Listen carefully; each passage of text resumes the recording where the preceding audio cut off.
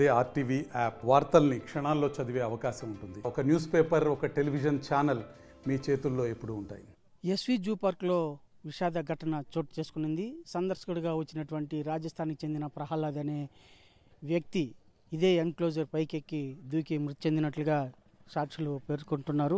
అధికారులు ప్రత్యక్ష సాక్షులు తెలుపుతున్నారు. ప్రధానంగా ఇవాళ సందర్శనార్థం వచ్చినటువంటి ప్రహ్లాద్ అనే వ్యక్తి మద్యం సేవించి ఉండడంతో ఎస్వి జూ పార్కు సంరక్షణ లైన్స్ దీనికి సంబంధించి ఎన్క్లోజర్ని ఎక్కి దూకినట్టుగా అధికారులు పేర్కొంటున్నారు. ప్రధానంగా ఎస్వి జూ పార్క్లో ఉన్నటువంటి లైన్స్ కారిడార్లో సందర్శకుల రక్షణగా ఏర్పాటు చేయాల్సినటువంటి ఎన్క్లోజర్స్ కూడా కంచె అంతా కూడా అంతా పూర్తి స్థాయిలో భద్రత కల్పించలేదనేది దీన్ని బట్టి తెలుస్తుంది. ప్రధానంగా సగం కంచె ఏర్పాటు చేశారు, సగం వదిలిపెట్టారు. ఇక్కడ సందర్శకులు ఈ ఎన్క్లోజర్లు చూసి నేరుగా ఇట్లా చూసేదానివల్ల ప్రమాదాలు కూడా చోటు చేసుకుంటాయి. ఇలాంటి ఘటన ఇదివరలో ఒకసారి చోటు చేసుకునింది. సందర్శకులు చూస్తూ జారిపడి మృతి చెందినటువంటి ఘటన చోటు చేసుకునింది. ఇలాంటి వాటిని అరికట్టాల్సినటువంటి అధికారులు పూర్తిగా నిర్లక్ష్యంగా వ్యవహరించడం వల్లే ఇలాంటి ప్రమాదాలు చోటు చేసుకుంటున్నాయి.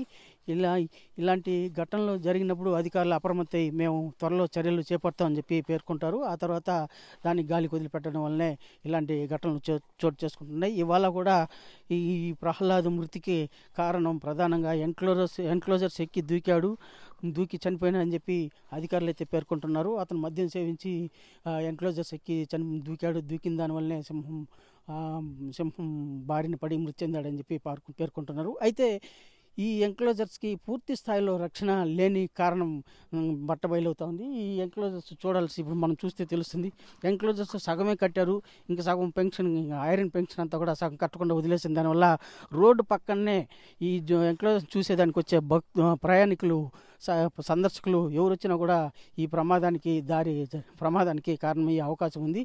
ఇలాంటి వాటిని కూడా అధికారులు పూర్తి స్థాయిలో పరిశీలించి తగిన చర్యలు చేపట్టి పూర్తిగా రక్షణ కల్పిస్తే ఇలాంటి ప్రమాదాలు చోటు చేసుకోకుండా ఉంటాయని చెప్పి పేర్కొంటున్నారు. వీడియో జర్నలిస్ట్ మణితో రవి, తిరుపతి. మరిన్ని వీడియోస్ కోసం ఛానల్ ని సబ్స్క్రైబ్ చేయండి. లేటెస్ట్ అప్డేట్స్ కోసం వాట్సాప్ ఛానల్ ని ఫాలో చేయండి.